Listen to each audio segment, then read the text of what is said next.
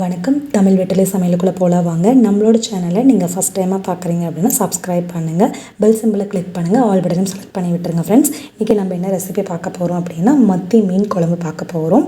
அதை எப்படி செய்கிறது, அதுக்கு என்ன பொருள் தேவை அப்படிங்கிற வீடியோக்குள்ளே போய் தெரிஞ்சுக்கலாம் வாங்க. நம்ம மத்தி மீன் வாங்கிட்டு வந்தாச்சு. இது கிட்டத்தட்ட 1 kg அளவு இருக்குது, 1 கிலோ அளவு இருக்குது இந்த மீனோட அளவு. இப்போ இதை நல்லா சுத்தம் பண்ணிக்கலாம். வயிறு பகுதி, தலைப்பகுதி நல்லா சுத்தம் பண்ணிக்கோங்க. தலை அவங்க கடையிலே வெட்டி கொடுத்தாலுமே நீங்கள் வீட்டில் நல்லா ஒருக்க தண்ணியில் வச்சு கழுவிட்டு நல்லா சுத்தம் பண்ணிக்கோங்க. தலைக்கிட்ட இந்த போல் செவில் பகுதி இருக்கும். ஸோ அதனால் அதை நல்லா பிச்சு விட்டுட்டு வயிற்றில் குடலில் ஏதாவது இருந்தது அப்படின்னா அதையும் நல்லா எடுத்து க்ளீன் பண்ணி விட்டுருங்க. அப்போ தான் நம்மளோட குழம்பு நல்லா டேஸ்ட்டாக சூப்பராக இருக்கும்.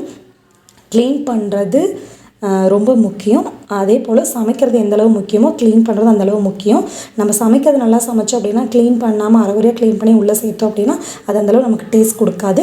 ஸோ க்ளீன் பண்ணுறதை கவனமாக க்ளீன் பண்ணுங்கள், சமைக்கிறது அதை விட கவனமாக சமைங்க. அப்போ தான் நல்ல டேஸ்ட் கொடுக்கும், செம்ம சூப்பராக இருக்கும். ஓகேங்களா?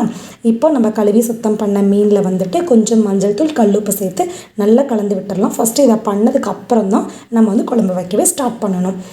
ஒரு லெமன் அளவு புளி எடுத்துக்கலாம். இறுக்கமாக புளிஞ்சோம் அப்படின்னா அந்த அளவு லெமன் எடுத்துக்கோங்க. ஒரு லெமன் அளவு புளி எடுத்துகிட்டு ஒரு தக்காளி எடுத்துகிட்டு அதை தண்ணியில் ஊற வச்சுக்கலாம். கொஞ்சம் சுடு தண்ணி வச்சு பண்ணுங்கள், அப்போ தான் நல்லா கரைக்கிறதுக்கு ஈஸியாக இருக்கும். ஒரு கடாய் வச்சுக்கோங்க. நல்லெண்ணெய் நான் சேர்த்துருக்கேன். நீங்கள் எண்ணெய் ஆயில் யூஸ் பண்ணுவீங்களோ சமைக்கிறதுக்கு அது கூட யூஸ் பண்ணிக்கோங்க. கடுகு, உளுத்த பருப்பு, அப்புறம் வெந்தயம், ஜீரகம், காஞ்ச மிளகாய் 2 இது எல்லாத்தையும் உள்ளே சேர்த்து லைட்டாக பரட்டி விட்டுறலாம். அதுக்கப்புறம் கருவேப்பிலை கொஞ்சம், 3 பல் பூண்டு பொடுசாக கட் பண்ணிட்டு உள்ளே சேர்த்துக்கோங்க. சின்ன வெங்காயம் 1 கைப்பிடி அளவு உள்ளே சேர்த்துக்கோங்க. சின்ன வெங்காயம் இல்லை அப்படின்னா பெரிய வெங்காயம் நீங்கள் சேர்த்துக்கோங்க. ஒரு தக்காளி, நல்ல பழுத்த தக்காளி 1 எடுத்து பொடுசாக கட் பண்ணிட்டு உள்ளே சேர்த்துக்கோங்க. இப்போ இது எல்லாத்தையும் நல்லா எண்ணெயில் பரட்டி விட்டுடலாம். பரட்டினதுக்கப்புறமா கொஞ்சம் மஞ்சள் தூள், கொஞ்சம் உப்பு, குழம்புக்கு தேவையான அளவு போட்டுக்கோங்க. நம்ம ஆல்ரெடி மீன் கலக்கையிலேயே உப்பு போட்டிருக்கோம். ஸோ அதனால் இப்போ நீங்கள் கொஞ்சம் போடுங்க, பத்தலைன்னா கூட அப்புறமா போட்டுக்கலாம். குழம்பு மிளகாத்தூள் நான் 2 ஸ்பூன் அளவு சேர்த்துருக்கேன். உங்கள் காரத்துக்கு தகுந்த மாதிரி நீங்கள் மிளகாத்தூள் சேர்த்துக்கோங்க. குழம்பு மிளகாத்தூள் இருந்தால் குழம்பு மிளகாத்தூள் சேர்த்துக்கோங்க. இல்லை அப்படின்னா கொத்தமல்லி தூள், தனி மிளகாத்தூள் சேர்த்துக்கோங்க. ரொம்ப சூப்பராக இருக்கும். இப்போ இந்த கொஞ்சம் தண்ணி ஊற்றி இந்த மசாலாவோட பச்சை வாசனை போகிற வரையில் கொதிக்க வச்சிடலாம். இது மசாலாவோட பச்சை வாசனை போயிருச்சு. இப்போ நம்ம புளி நல்லா கரைச்சி வச்சுருந்தோம் இல்லைங்களா, அதை உள்ளே சேர்த்துக்கலாம். புளி கூட ஒரு தக்காளி நல்லா கரைச்சிட்டு உள்ளே சேர்த்துக்கோங்க. சேர்த்துட்டு இப்போ இதை நல்லா கலந்து விட்டுடலாம். சில பேர் இது நல்லா கொதிக்கட்டும், பச்சை வாசனை போகிற அளவு நல்லா கொதிக்கட்டும். அடுப்பு நல்லா அதிகப்படுத்தி வச்சுக்கோங்க. சில பேர்த்துக்கு மீன் குழம்பு கொஞ்சம் திக்காக இருந்தால் பிடிக்கும், சில பேர்த்துக்கு கொஞ்சம் தண்ணியாக இருந்தால் பிடிக்கும். உங்களோட அளவுகள் எப்படியோ அதுக்கு தகுந்த மாதிரி நீங்கள் தண்ணி சேர்த்துக்கோங்க.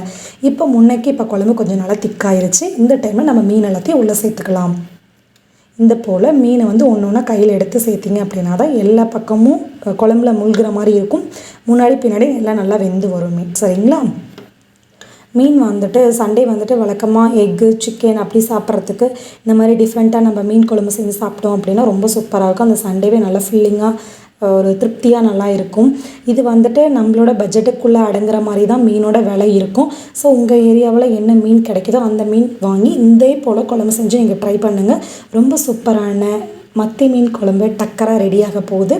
அவ்வளோதான், கிட்டத்தட்ட ரெடி ஆயிடுச்சு. இந்த போல் மீனை நல்லா குழம்புல முழுகிற மாதிரி கரண்டியில் அழுத்தி விட்டுருங்க. அதுக்கப்புறம் மேலால் ஒரு 2-3 ஸ்பூன் அளவு எண்ணெய் சேர்த்துக்கோங்க. நல்லெண்ணெய் சேர்த்துருக்கேன், நீங்கள் ஆயில் கூட சேர்த்துக்கலாம். வாசனைக்கு கொஞ்சம் மல்லி இலை சேர்த்துக்கோங்க. 2 நிமிஷம் அடுப்பை குறைவான தீயிலே வச்சுருங்க. அப்போ தான் நல்ல மீன் வெந்து நமக்கு கிடைக்கும்.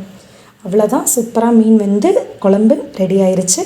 நம்மளோட சேனலுக்கு சப்ஸ்கிரைப் பண்ணுங்கள். இதே போல் ரெசிபியை நீங்கள் கண்டிப்பாக ட்ரை பண்ணி பாருங்கள். இந்த வீடியோ உங்களுக்கு பிடிச்சதுன்னா உங்கள் ஃப்ரெண்ட்ஸ்க்கு ஷேர் பண்ணுங்கள். தேங்க்யூ.